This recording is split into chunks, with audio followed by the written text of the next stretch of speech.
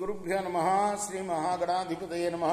శ్రీ సరస్వతి నమః. భక్తులరా, వాల్మీకి మహర్షి రచించిన శ్రీమద్ రామాయణం యథాతథంగా చెప్పుకున్నాం. సత్సంగంలో భాగంగా నిన్నటి వరకు మనం బాల, అయోధ్య, అరణ్య, కిష్కింధ, సుందరకాండలు పూర్తి చేసి యుద్ధకాండలోని 94వ సర్గ వరకు చెప్పుకున్నాం. ఈ రోజున 95వ సర్గని చెప్పుకునే ముందు వాల్మీకి మహర్షిని ప్రార్థన చేసుకుందాం. పూజంతం రామ రామేతి మధురం మధురాక్షరం ఆరుహ్య కవితా శాఖాం వందే వాల్మీకి కోకిలం. సమర్థద్గురు సాయినాథ మహారాజ్ की जय.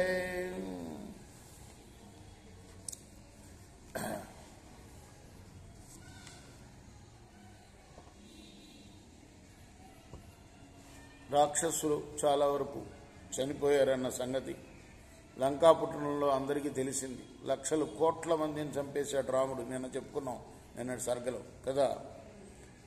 చావుగా మిగిలిన వాళ్ళు రావటం రాక్షసాంగనలు అందరూ కూడా చూశారు, చెప్పింది విన్నారు. వాళ్ళందరూ కూడా ఏకధాటికి కంటికి ఏకధాటిగా ఏడ్చారు. మొగుళ్ళు పోయిన వాళ్ళు కొంతమంది, పుత్రులు పోయిన వాళ్ళు కొంతమంది, తోబుట్టువులు పోయిన వాళ్ళు కొంతమంది, ఇలా పెద్ద పెట్టున ఏడవటం మొదలుపెట్టారు వాళ్ళు. ఈ శూర్పణక ముసలిది వేళ్లాడే పొట్టతో ఈ ముసలిది అడవిలోకి ఎలా పోయింది? మూర్తి భవించిన మన్మధుడు వంటి ఆ సుకుమారుణ్ణి, ఆ సర్వభూత హితుడు రాముణ్ణి ఎందుకు చూసింది? సమస్త లోకాల వాళ్ళు కూడా అసహించుకునే ఈ కురూపి ఆ రాముణ్ణి కామించడం ఏమిటి? ఎంత విచిత్రం ఇది! ఏ ఒక్క సుగుణం కూడా లేని దుర్ముఖి ఈ రాక్షసి ఆ రాముణ్ణి ఎలా వలచింది? ఒళ్ళంతా ముడతలు పడిపోయిన ఈ ముసలిది, తలకంతా తెల్ల వెంట్రుకలు వచ్చిన ఈ ముసలిది అందరూ ఎగతాళి చేసే పని చేసింది, చేరాని పని చేసింది.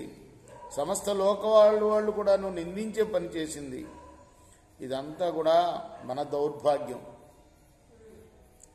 ఈ అయోగ్యురాలు ఖరదూషణాదుల్ని, సమస్త రాక్షసుల్ని కూడాను నాశనం చేసి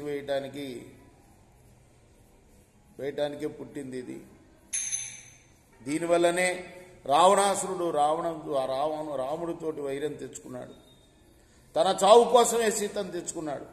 రాముడితో బద్ధ వైరం వచ్చింది. ఇంత చేసినా కూడా సీతాదేవిని ఆ రావణాసురుడు రాముడికి స్వాధీనం చేయలేదు. ఆమె కూడా రావణాసురుడికి స్వాధీనం కాలేదు. ఈ సీతను కాంక్షించి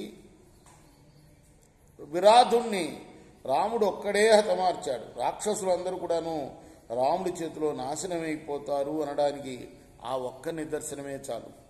జనస్థానంలో భయంకర కర్ములైన రాక్షసులను 14,000 మందిని అగ్నిశిఖల్ లాంటి బాణాలతో రాముడు సంహారం చేశాడు.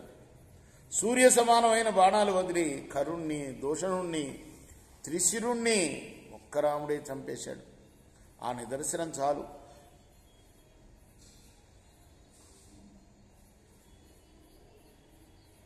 కబంధుణ్ణి, ఎంత గొప్ప రాక్షసుడు వాడు! ఎంత యోజనాల దూరం ఉన్నా సరే తన బాహువులు చాచి పట్టుకొని తినేసే రకం ఏ జంతువునైనా. అటువంటి కబంధుణ్ణి రూపుమాపాడు రాముడు. అది నిదర్శనం చాలదా?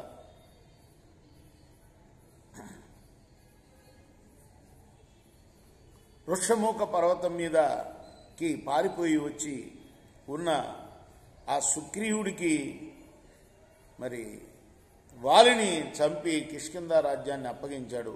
ఆ నిదర్శనం చాలదా? ఎంతో మంచి మాటలు చెప్పాడు తమ్ముడు విభీషణుడు. అలా చేసి ఉన్నట్లయితే రాక్షసులందరికీ కూడా మేలు జరిగేది, ఎంతో బాగుండేది. అలా చేయలేదు.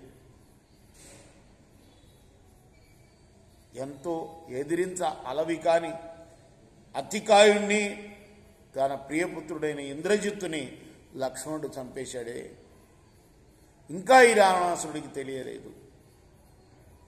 ఇలా వాళ్ళు చెప్పుకుంటూ ఏడుస్తున్నారు.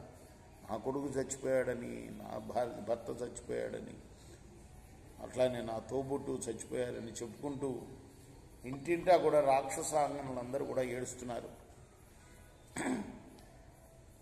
వాళ్ళు మాకింకా జీవించాలన్న ఆశ లేదు అనుకుంటూ అనాథలమైపోయామని ఏడుస్తున్నారు.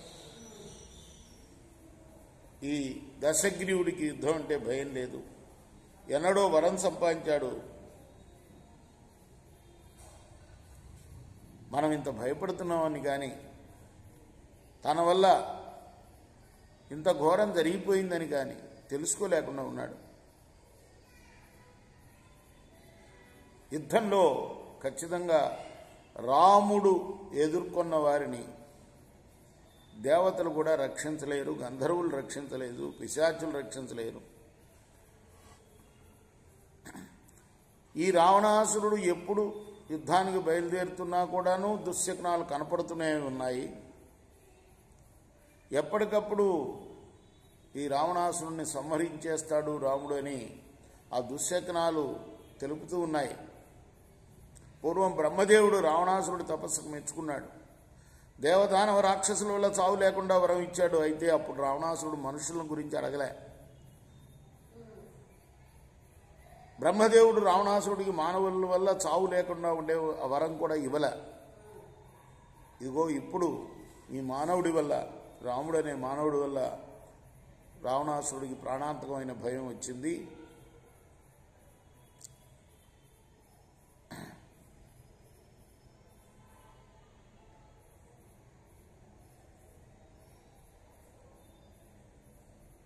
ఇదివరలోని రావణాసురుడు పెట్టే బాధలు పడలేక అందరూ కూడాను వృషభధ్వజుడి దగ్గరికి వెళ్ళాడు.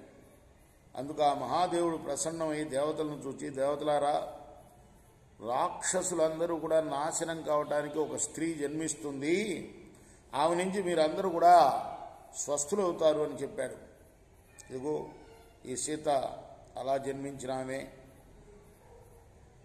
రావణాసురుడు ఆమెని తస్కరించి ఆమెని దొంగతనం చేసుకొని వచ్చి దుష్కార్యం చేసి మన అందరి దుఃఖానికి కూడా కారణమయ్యాడు. మనల్ని కాపాడేవాడు ఈ లోకంలో ఇంకా ఎవరు లేరు. ఇలా వాళ్ళు ఏడుస్తున్నారు.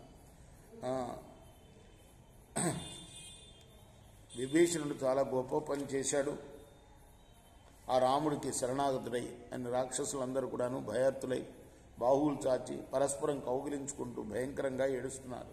ఇది 95వ సర్గ. రేపు 96వ సర్గ చెప్పుకుందాం. కృష్ణార్పణమస్తు. సాయి కృష్ణార్పణమస్తు.